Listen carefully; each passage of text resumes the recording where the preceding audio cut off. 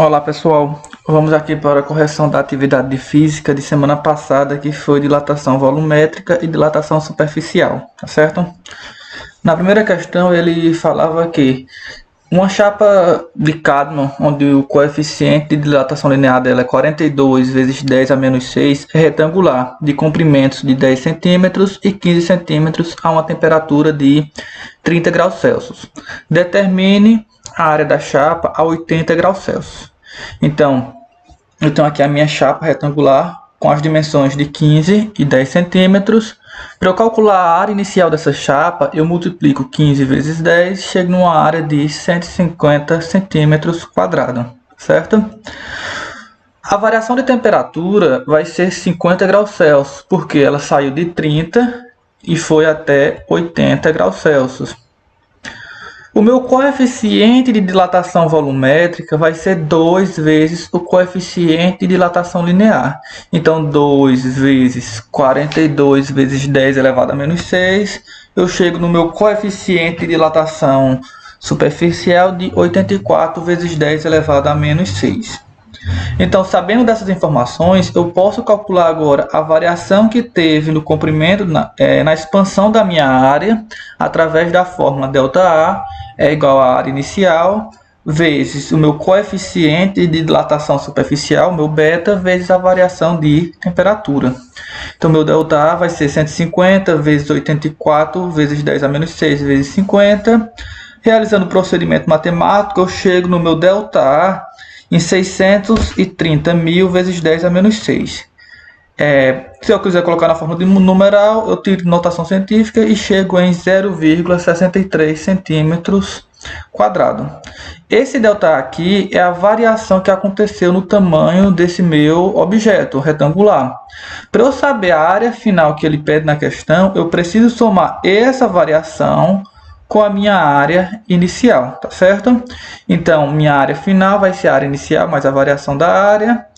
Minha área vai ser 150 mais 0,63, que a gente chegou a uma resposta de 150,63.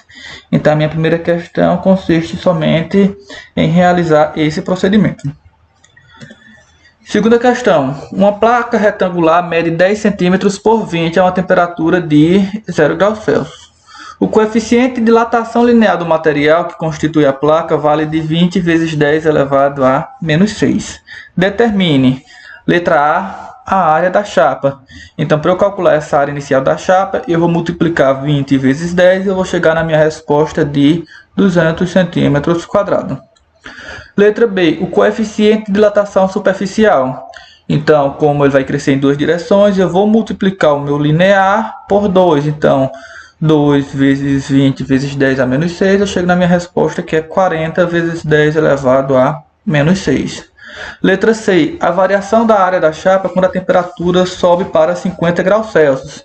Inicialmente a minha temperatura é de 0 graus Celsius. Quando sobe para 50, meu ΔT vai ser de 50 graus Celsius. Então, meu ΔA vai ser a área inicial vezes beta vezes a variação de temperatura. Realizando o procedimento matemático, chegaremos a uma resposta de ΔA valendo 0,4 centímetros quadrados. Na D, ele pede que a gente calcule a área da chapa nessa temperatura final de 50 graus Celsius. Então, essa área final vai ser a minha área inicial, o 200 centímetros, mais a variação que teve com o aquecimento, o 0,4. Fazendo essa soma, 200 mais 0,4, eu chego em 200,4 centímetros quadrados. Terceira questão. Uma chapa quadrada tem lado de 100 centímetros a 25 graus Celsius.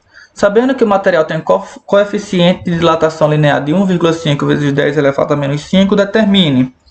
Na letra A área da chapa. Então, a área inicial dessa chapa vai ser 100 vezes 100, que eu vou chegar a uma resposta de 10.000 centímetros quadrados.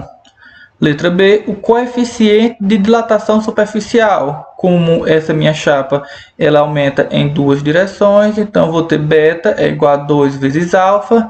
Esse meu coeficiente vai ser 2 vezes 1,5 vezes 10 a menos 5, que vai dar 3 vezes 10 elevado a menos 5.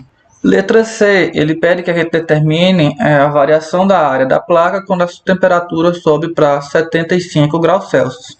Então, essa minha variação de temperatura saiu de 25, aumentou para 75, uma variação de 50 graus Celsius.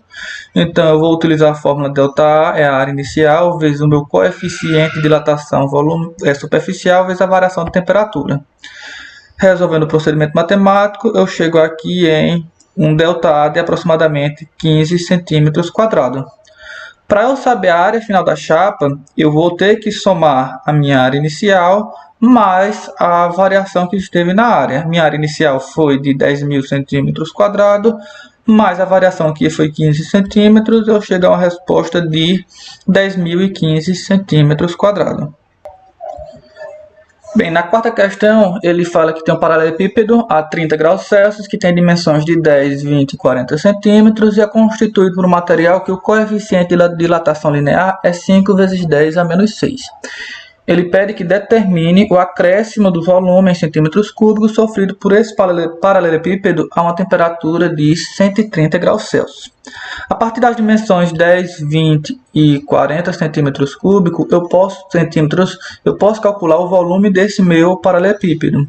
Fazendo 40 vezes 10 vezes 20, eu chego em 8.000 centímetros cúbicos. A temperatura saiu de 30 graus Celsius e foi até 130 graus Celsius. Então, a variação de temperatura foi de 100 graus Celsius. O coeficiente de dilatação linear desse material é 5 vezes 10 elevado a menos 6. Para eu achar o coeficiente de dilatação volumétrica, eu preciso multiplicar esse valor por 3. Então, eu chego aqui a um valor de 15 vezes 10 elevado a menos 6. Dessa forma, agora, eu posso utilizar a minha equação para calcular o volume a mais devido a esse aumento de temperatura. Essa variação é dada por ΔV, é volume inicial, vezes o coeficiente de dilatação volumétrica, vezes a variação de temperatura. Fazendo o procedimento matemático, chegamos a um ΔV, ou seja, uma variação de volume de aproximadamente 12 centímetros cúbicos. Próxima questão. Um corpo tem forma de cubo cuja aresta mede 100 centímetros a uma temperatura de 40 graus Celsius. Sabendo que o coeficiente de dilatação linear é 12 vezes 10 a menos 6, determine, letra A, o coeficiente de dilatação volumétrica. Esse coeficiente de dilatação volumétrica vai ser 3 vezes o coeficiente de dilatação linear. Então, 3 vezes 12 vai dar 36 vezes 10 a menos 6. Letra B, o volume inicial. Então, eu tenho as dimensões aqui 100 centímetros por 100 por 100. Então, quando eu multiplico 100 vezes 100 vezes 100, eu vou chegar aqui no meu volume inicial, que corresponde a 1 milhão de centímetros cúbicos. Letra C, determine a variação volumétrica quando a temperatura for 100 graus Celsius. Ou seja, essa minha temperatura vai sair de 40 graus Celsius até atingir 100 graus Celsius, tendo uma variação de 60. Então, para eu calcular meu ΔV, eu vou precisar do volume inicial, o coeficiente de dilatação volumétrica e essa variação de temperatura. Então, meu ΔV é 1 milhão vezes 36 vezes 10 a menos 6 vezes 60. Resolvendo o procedimento, eu vou chegar numa variação de volume de 2.160 centímetros cúbicos. Por fim, o volume final, que eu vou ter que somar o volume inicial mais a variação do volume. Meu volume inicial, 1 milhão, mais 2.160, eu vou ter um volume final de 1.2.160 centímetros cúbicos. Última questão. Um sólido homogêneo apresenta a 5 graus Celsius um volume igual a 4 centímetros cúbicos. Aquecido até 505 graus Celsius, seu volume aumenta em 0,06. Qual o coeficiente de dilatação linear desse material sólido? Então, inicialmente, eu tenho aqui meu volume inicial, que é 4 centímetros cúbicos. Tenho a minha variação de temperatura, que corresponde a 500 graus Celsius. A partir dessas informações, eu posso utilizar a fórmula ΔV, é igual ao volume inicial, vezes o meu coeficiente de dilatação volumétrica, vezes a minha variação de temperatura. Então, 0,6 é igual a 4 vezes o meu coeficiente, vezes a variação de temperatura. Eu vou chegar aqui numa resposta de 0,00003, ou 3 vezes 10 elevado a menos 5. Porém, presta atenção, aqui nós descobrimos o coeficiente de dilatação volumétrica. Na questão, ele pede para a gente determinar o coeficiente de dilatação linear. Então, a gente ainda não terminou a questão, precisamos dar ainda um novo passo. Esse novo passo vai ser o seguinte, eu tenho aqui, meu coeficiente de dilatação volumétrica é 3 vezes o coeficiente de dilatação linear. Então, 3 vezes 10 elevado a menos 5 é igual a 3 vezes alfa. Esse alfa, então, vai ser igual a esse valor aqui dividido por 3, vai ficar 1 vezes 10 elevado a menos 5.